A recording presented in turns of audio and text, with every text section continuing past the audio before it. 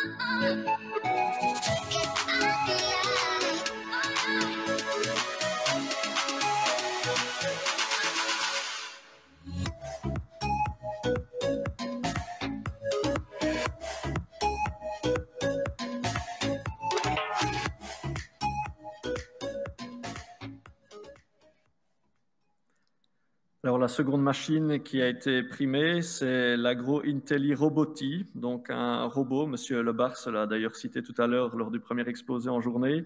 Vous allez le voir, c'est un porte-outil à 4 roues autonome. Alors, ça fait l'objet aussi de cette table ronde. Quels sont les robots qui peuvent intervenir en grande culture? En voici un qui techniquement est susceptible de l'être. Grâce à son attelage 3 points standard et sa prise de force, des outils conventionnels peuvent lui être associés. L'agriculteur est tenu informé de la progression de son travail et peut visualiser son évolution en direct grâce à des caméras. Cet engin dispose d'un GPS RTK, lui procurant une grande précision. L'avantage majeur de Roboti est de travailler en parfaite autonomie, mais d'autres atouts qui ont aussi été évoqués ce matin, la disponibilité permanente notamment, le faible poids, peuvent aussi être exploités. 2 versions sont disponibles, l'une n'assurant que la fonction de traction dispose d'un moteur Kubota de 75 chevaux, tandis que l'autre, bénéficiant de 2 moteurs similaires, permet également le fonctionnement d'une prise de force. Au niveau du stade de commercialisation, M. Tonglet de chez Agronova me disait hier que les commandes peuvent dès à présent être passées en Belgique. Ce sont des robots qui fonctionnent pour quelques unités, en tout cas en Europe du Nord et en Europe de l'Est, et les livraisons pourraient suivre courant 2021.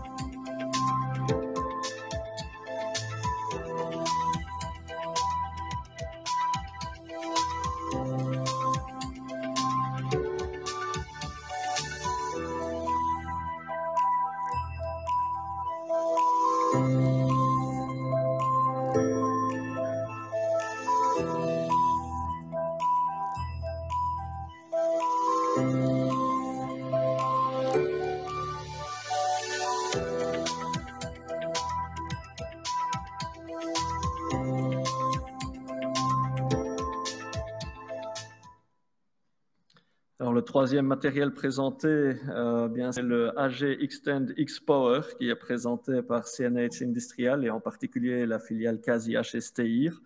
Alors, le X-Power est une solution de désherbage électrique total par destruction électrophysique des végétaux. Son fonctionnement repose sur une génératrice à l'arrière du tracteur, commandée par la prise de force et fournissant un courant de 220 volts, acheminé ensuite vers l'unité de désherbage attelée à l'avant du tracteur. Celle-ci renferme des transformateurs permettant le travail par section et convertissant la tension initiale en une tension de travail de 7000 volts qui est ensuite envoyée vers les applicateurs. Au contact de ceux-ci, les végétaux subissent des dommages conséquents entraînant leur élimination. D'abord développée en une largeur de 3 mètres pour des applications agricoles, d'autres variantes ont vu le jour, à l'instar du modèle XPS arrivé en juillet, destiné au milieu viticole et arboricole. La version XPU lancée en septembre s'adresse quant à elle plutôt aux villes et communes où les alternatives au désherbage chimique sont également recherchées. La commercialisation se fait via le réseau CNH et est actuellement en cours pour les 3 modèles.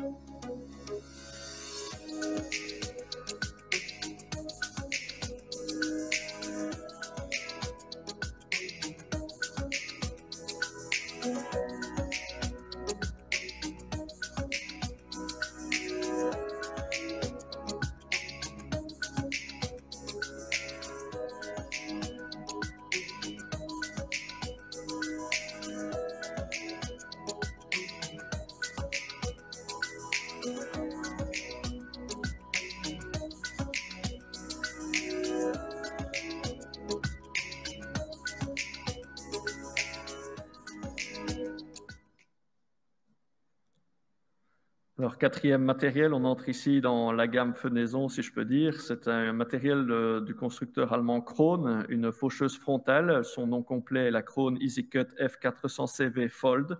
Une faucheuse frontale qui est une nouveauté importante dans ce segment. Il s'agit en effet de la première faucheuse frontale à repliage hydraulique, bénéficiant ainsi d'une largeur de travail de 4,04 mètres, tandis que sa largeur sur route est inférieure à 3 mètres. Lors du repliage, la chaîne cinématique reste entraînée et les assiettes maintiennent leur position l'une par rapport à l'autre. À la fin de l'opération de dépliage, le lamier est sécurisé hydrauliquement et les protections latérales se déploient de part et d'autre de celui-ci.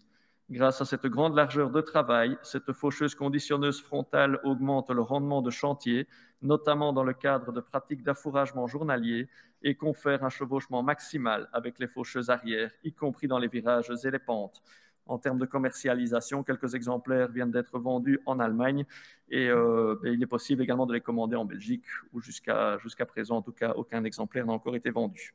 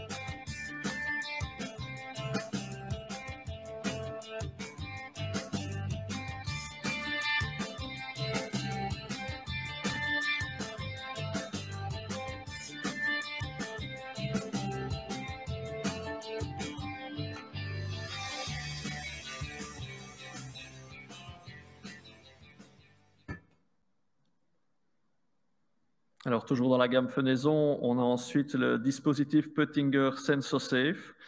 Le dispositif de détection d'animaux Pöttinger SensoSafe permet d'épargner les animaux se figeant dans l'herbe à l'approche de la faucheuse et de ce fait d'éviter de contaminer le fourrage. Ce système repose sur un capteur optique à infrarouge spécialement conçu pour rester performant, y compris en plein soleil. SensoSafe se décline en deux variantes. La première concerne les faucheuses portées à l'arrière du tracteur. Dans ce cas, une barre avec le capteur SensoSafe prend place à l'avant du tracteur et envoie un signal au chauffeur qui a alors le temps de relever sa faucheuse. Une déclinaison avec relevage automatique de la faucheuse arrière existe également. La seconde variante utilise quant à elle une barre qui est montée directement devant la faucheuse frontale et relève celle-ci automatiquement dès qu'un animal est détecté.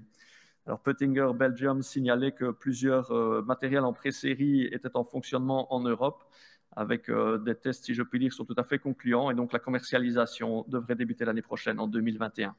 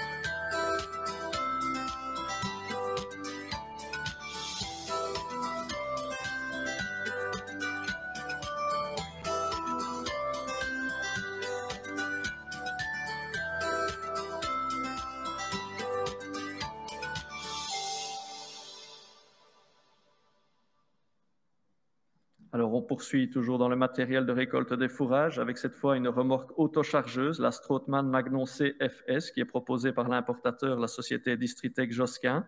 Cette remorque autochargeuse Strootman Magnon CFS se distingue par son pick-up équipé de dents en plastique. Ces dernières sont flexibles horizontalement et plus rigides verticalement. De la sorte, elles ramassent efficacement le fourrage tout en s'adaptant mieux aux irrégularités du sol que les dents métalliques traditionnelles.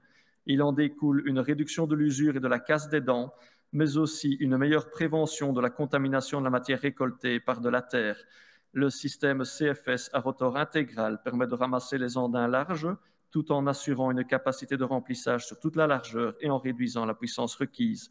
La paroi avant de la caisse à pivotement hydraulique compacte efficacement la matière et libère un volume de 5 mètres cubes en fin de remplissage. Actuellement en pré-série, la production en série de cette machine devrait débuter également début de l'année prochaine, en 2021.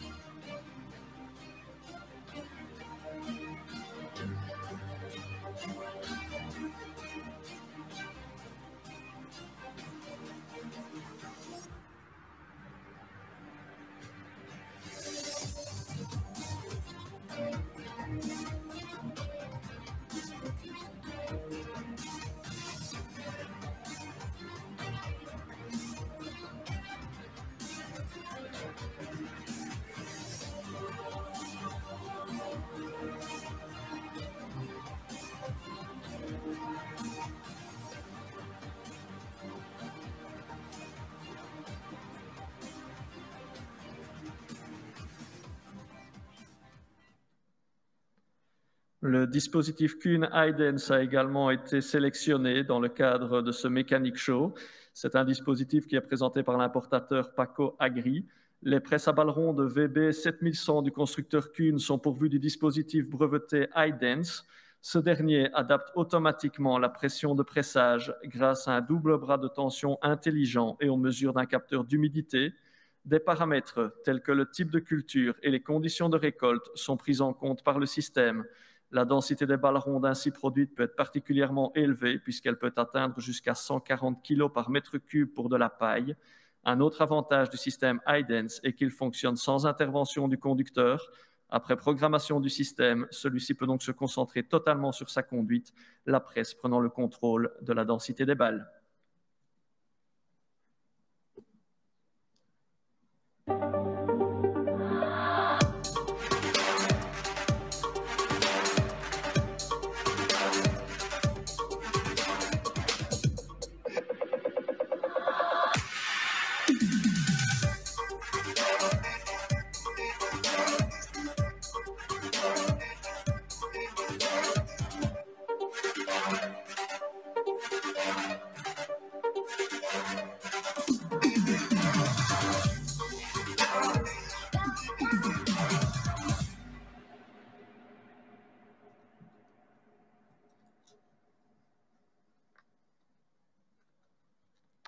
Alors, la dernière machine que l'on présente dans la catégorie récolte des fourrages, c'est de nouveau une presse, ou plus particulièrement la transmission Smart Shift que New Holland a placée sur ses presses à balles carrées. Le constructeur est donc New Holland, comme je l'ai dit. La commercialisation se fait à travers le réseau New Holland, dont font partie notamment les établissements Burle Frères. La commercialisation a débuté. New Holland a introduit sur sa presse Big Baler 1290 High Density l'innovante boîte Smart Shift. Elle dispose de 2 rapports de passage de vitesse sous charge. Au démarrage de la presse, la prise de force du tracteur est engagée à un régime de 850 tours par minute. Au cours de la montée en régime du volant de la presse, la boîte Smart Shift passe automatiquement du premier au second rapport pour, au final, entraîner le volant à sa vitesse maximale à un régime de prise de force de 1000 tours par minute. Le lancement de la presse se fait donc plus progressivement, ce qui ménage les organes de la transmission du tracteur et de la presse. La transmission Smart Shift protège aussi la presse des surcharges et renferme un frein multidisque ralentissant le piston et l'arrêtant dans la position optimale pour un redémarrage ultérieur. Il peut aussi servir de frein d'urgence en immobilisant le piston en 8 secondes.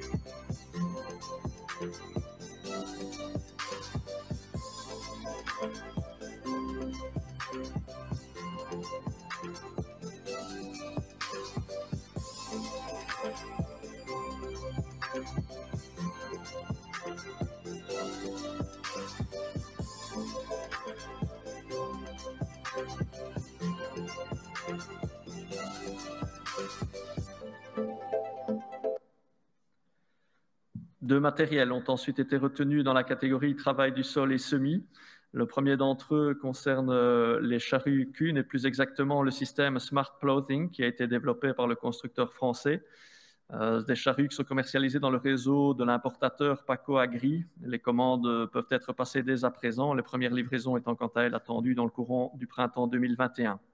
Avec le dispositif Smart Ploughing, Kuhn innove en intégrant le contrôle de section sur une charrue. Grâce à la géolocalisation et à un système intégré dans les âges de la charrue, chaque corps se relève individuellement de manière automatique pour réaliser des entrées et sorties de terre uniformes sur une même ligne, supprimant de ce fait l'effet de pointe en fourrière. Il en résulte un travail de meilleure qualité grâce à la réduction des recouvrements croisés en bout de champ et du tassement en fourrière, ainsi qu'un meilleur enfouissement des résidus végétaux. Le confort de travail en fourrière est également accru pour le chauffeur. De plus, l'automatisation de la levée des corps de la charrue permet de se concentrer exclusivement sur la conduite du tracteur. Il est également à noter que ces charrues qui sont dotées du système Smart Ploughing disposent également du Smart Ploughing Line, un dispositif qui va permettre de corriger l'arrêt de la bourre de manière à ce qu'elle soit parfaitement rectiligne.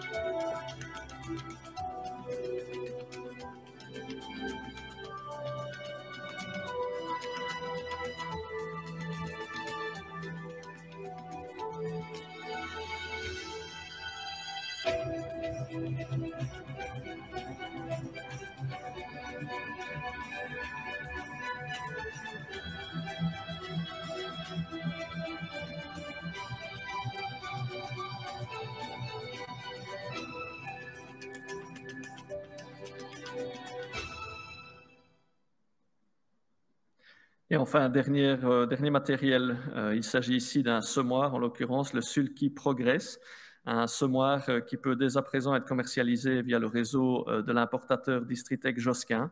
Sulky présente donc un semoir multitrémie qui est aussi compact qu'un combiné de semis traditionnel. Il s'agit donc du semoir Sulky Progress comportant jusqu'à 3 trémies, pouvant par exemple en un seul passage appliquer un fertilisant tout en assurant l'ensemencement de la parcelle, ou encore procéder aux semis de cultures associées. Les doseurs universels développés par la marque peuvent prendre en charge toutes les graines sans avoir à changer de cannelure. L'application WISO de Sulky permet de piloter numériquement cette machine. À titre d'exemple, l'essai de débit peut être piloté sur un iPad depuis la passerelle sans devoir monter ou descendre du tracteur grâce au Wi-Fi.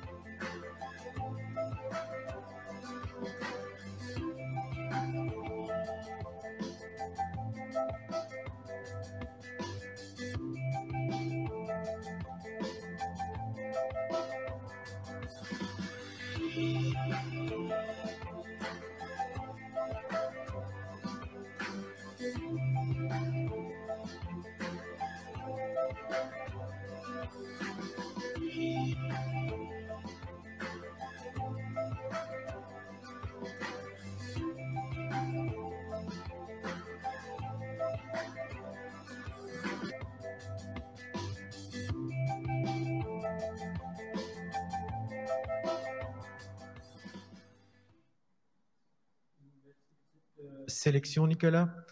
De mon côté, je voulais rappeler donc cette sélection a été réalisée par un comité d'experts avec la collaboration du CRAW.